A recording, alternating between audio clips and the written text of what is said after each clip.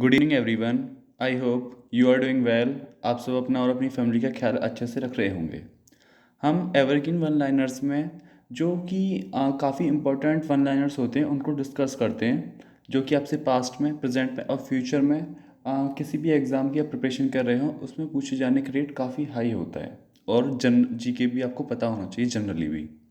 तो चलिए बिना किसी देरी के आज की क्लास स्टार्ट करते हैं। और हाँ, अगर आपको लेक्चर देखने के बाद लगे कि इसकी पीडीएफ आपके पास होनी चाहिए तो आप टेलीग्राम चैनल ज्वाइन कर सकते हैं। वहाँ से आपको पीडीएफ फ्री ऑफ कॉस्ट मिल जाएगी। चलिए आगे बढ़ते हैं, कॉटन के बारे में जानते हैं।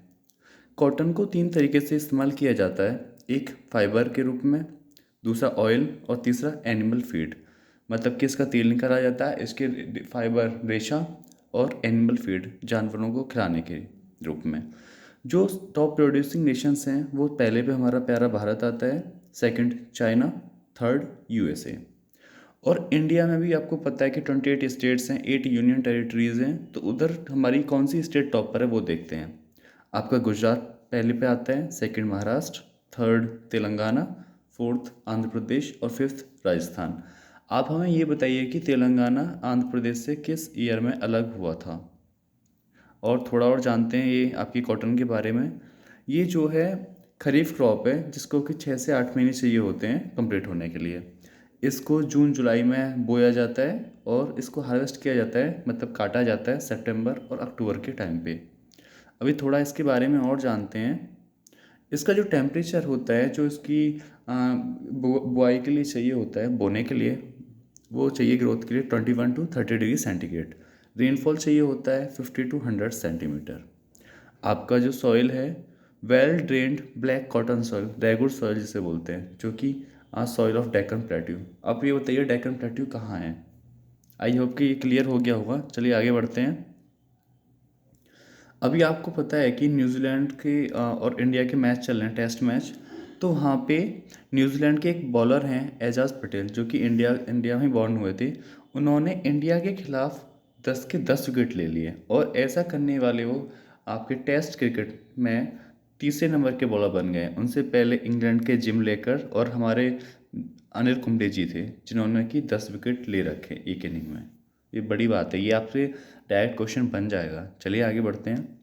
अभी क्या है, अभी हम controller and auditor general of India के बारे में जानेंगे, कैग, जो कि इस टाइम पे हैं आपके गिरीश चंद्र मुर्मू। और जो आर्टिकल्स हैं कैग से रिलेटेड वो हैं आर्टिकल 148 to 151। जो हमारे पहले कैग थे वो थे वी नरहरि राव। चलिए आगे बढ़ते हैं। आगे देखिए डॉक्टर अंबेडकर साहब के बारे में जानेंगे। देखिए इनका जन्म 14 अप्रैल 1891 को हुआ था और इन्होंने इस दुनिया को 6 दिसंबर 1956 को अलविदा कह दिया। इनके बारे में कुछ इंपॉर्टेंट फैक्ट्स हैं वो देखते हैं। ये अकेले ऐसे इंसान थे जिन्होंने कि तीनों राउंड की जो गोल मेज सम्मेलन था 1930 से 32 तक लंदन में हुआ था उसको अटेंड किया था। इन्होंने 1936 में बाबा साहब ने इंडिपेंडेंट लेबर पार्टी को फॉर्म किया। 1990 में इनको भारत रत्न से सम्मानित किया गया। 14 अप्रैल 1990 से लेकर 14 अप्रैल 1991 को year of social justice in the memory of Baba Saheb, इसको ऑब्जर्व किया गया एक साल को, ईयर ऑफ सोशल जस्टिस। और ये हमारी ड्राफ्टिंग कमेटी जो थी आपकी कॉन्स्टिट्यूशन की, उसके चेयरमैन रहे। चलिए थोड़ा और जानते हैं आगे। आई होप ये इतना क्लियर हो गया होगा आपको। अभी आपका जो न्यूज़ में है पाइका विद्रोह 1817 को हुआ था, तो अभी उसको जानते हैं वो क्या था। वहाँ पे क्या था कि एक आपकी बख्शी जगबंधु विद्याधर मोहपात्रा परमर राय जो थे मिलिट्री जनरल थे मुकुंददेव सेकंड के, जिन्होंने कि पाइका जो था वो विद्रोह किया था। ये लोकली जिनको बोला जाता है कॉन्ट्स जो थे ट्राइबल ग्रुप, उनको क्यों बोला जाता है, उनके साथ मिलकर। पाइका का मतलब होता है फुट सोल्जर। अब ये न्यूज़ में इसलिए है क्योंकि हमारे 1857 में जो पहला सैन्य विद्रोह हुआ था, तो अभी बात ये चल रही है कि जो 1817 में होता उसको पहला सैन्य विद्रोह, मतलब कि स्वतंत्रता के लिए पहला सैन्य विद्रोह का टैग मिलना चाहिए, मतलब कि उसको कहा जाना चाहिए। तो अभी हमारे जो एनसीईआरटी वगैरह हैं उन्होंने बोला है कि पहले स्टडी करते हैं इस पर और ज़्यादा, उसके बाद डिसाइड करेंगे। तो पूछा जा सकता है। आगे देखते हैं। अभी आप जानते हैं कि ग्रेटर त्रिपुरा लैंड के लिए बनाने के लिए काफ़ी प्रोटेस्ट चल रहे हैं। तो वही जानते हैं थोड़ा त्रिपुरा के बारे में। अभी क्या है, त्रिपुरा के जो था, Tripura was a kingdom ruled by Manikya dynasty from late 13th century until the signing of the instrument of accession with Indian government in 1949।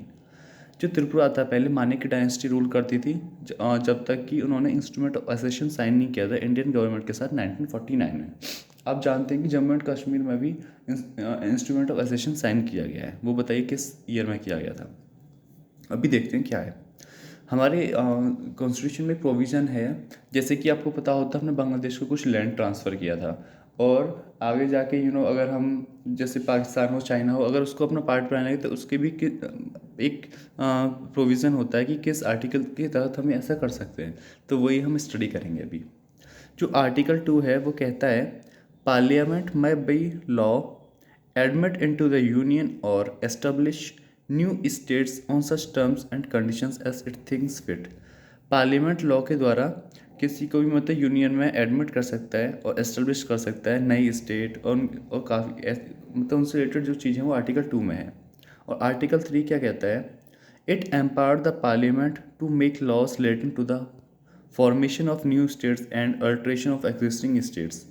जैसे कि अगर हमें आपका जैसे कि सिक्किम भी हमारा पहले पार्ट नहीं था, उसको बनाया गया, तो उसको आर्टिकल 2, त्रिपुरा को आर्टिकल 2 के तहत मिलाया गया। और अगर कल को हम चाइना को अपना कंट्रोल में लेना चाहें तो उसको भी आर्टिकल 2 के तहत लिया जाएगा। अभी आंध्र प्रदेश और तेलंगाना अलग हुए थे 2 जून 2014 में, तो उसको आर्टिकल 3 के तहत किया गया था। जैसे कि आप जानते हैं कि इसमें लिखा हुआ है साफ साफ, जो नया स्टेट का फॉर्मेशन होगा वो आर्टिकल 3 के तहत होगा, और अगर उनकी बाउंड्रीज को चेंज करना है जैसे and alteration of existing states, तो वो भी आर्टिकल 3 के साथ किया जाएगा। काफ़ी इंपॉर्टेंट है, आई होप क्लियर हो गया होगा आपको। चलिए आगे बढ़ते हैं। आप जानते हैं कि दुनिया में काफ़ी सारे मतलब कि काफ़ी सारे आपके हथियार वगैरह चल रहे हैं, तो उन्हीं से रिलेटेड है आर्म्स के बारे में कि कौन कितना ज़्यादा, कौन देश सबसे ज़्यादा इंपोर्ट करता है, कौन सबसे ज़्यादा एक्सपोर्ट करता है, ऑल सच थिंग्स। चलिए स्टडी करते हैं थोड़ा। जो अभी आपका 2015 से 19 तक मतलब कि जो इंपोर्ट करने वाले हैं उनमें सबसे पहले सऊदी अरबिया आता है, दुनिया का 12% इंपोर्ट करता है। इंपोर्ट का मतलब होता है आयात करना, एक्सपोर्ट निर्यात करना मतलब खरीदना है। और इंडिया हमारा प्यारा देश 9.2%, इजिप्ट 5.8%, ऑस्ट्रेलिया 4.9% और चाइना 4.3%।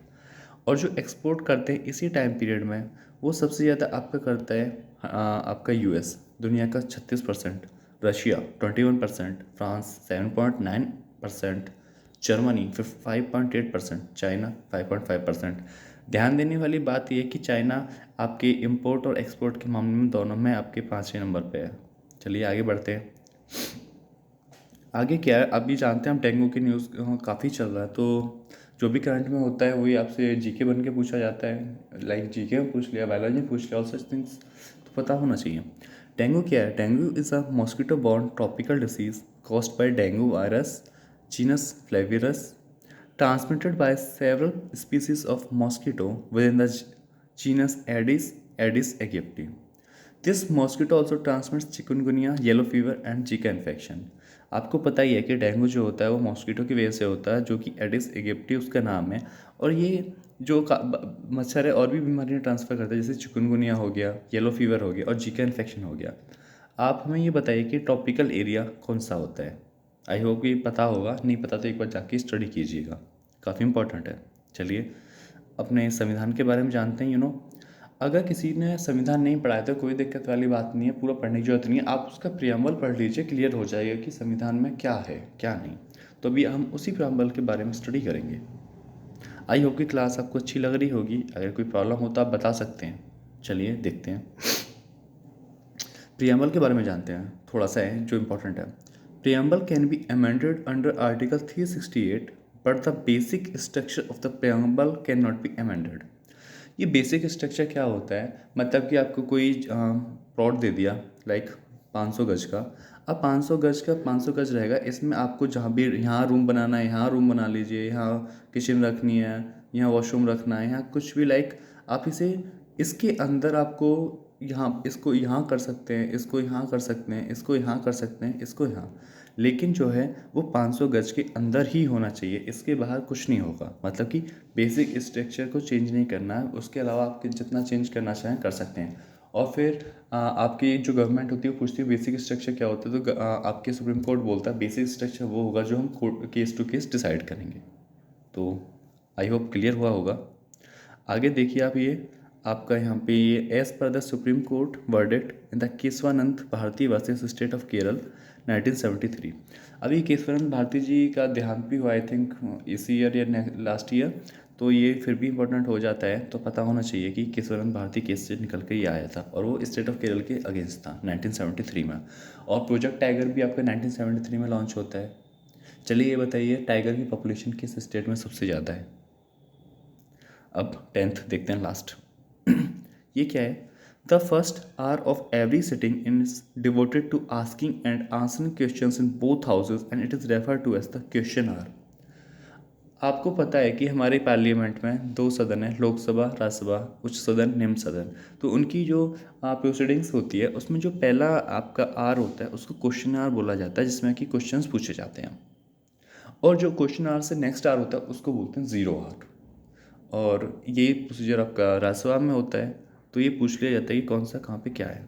और जो क्वेश्चंस होते हैं वो निम्न तरीके के होते हैं, starred questions, unstarred, short notice questions and questions to private member. I hope कि आपको आज की क्लास पसंद आई होगी। अगर कोई डाउट या सजेशन है तो आप कमेंट करके बता सकते हैं। और अगर वीडियो देखने के बाद आपको लगे कि हाँ इसकी PDF आपको चाहिए तो आप टेलीग्राम चैनल ज्वाइन कर लीजिए, जिसका लिंक डिस्क्रिप्शन बॉक्स में दे रखा है। चलिए मिलते हैं नेक्स्ट लेक्चर में, तब तक की गुड बाय, टेक केयर।